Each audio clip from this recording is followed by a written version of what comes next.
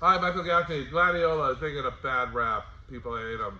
Why? They consider them a funeral flower. I think they're good for lots of things. 2 bunches of gladiolus.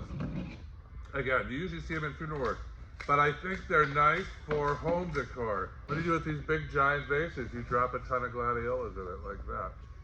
You're almost done.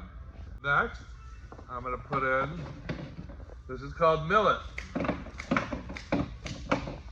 How hard is this?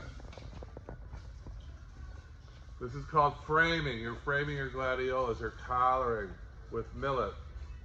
And that's pretty. You could leave it like that, but no. When you have guests coming over, you got nothing in your entryway.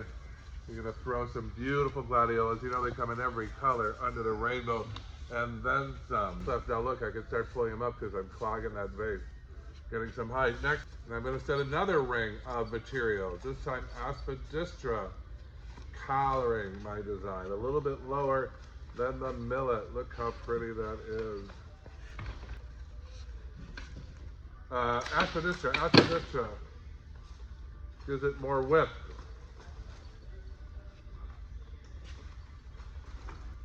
A little more aspidistra in the back, and then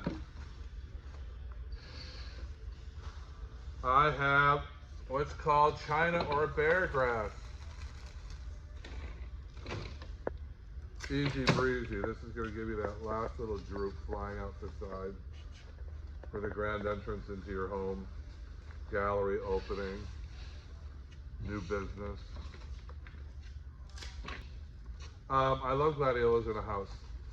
Just lots of them and a little bit of greening. Now we got this vase nice and clogged. I can pull them up, give this a little height. Do a little more contemporary. This is dried out willow, so it doesn't even have to hit the water. I can put that up the top if I needed some more drama in those Bahamas. Fix it, play with it, pull them up, push them down. These gladiolus will open up all the way to the top, producing more blooms as they come up.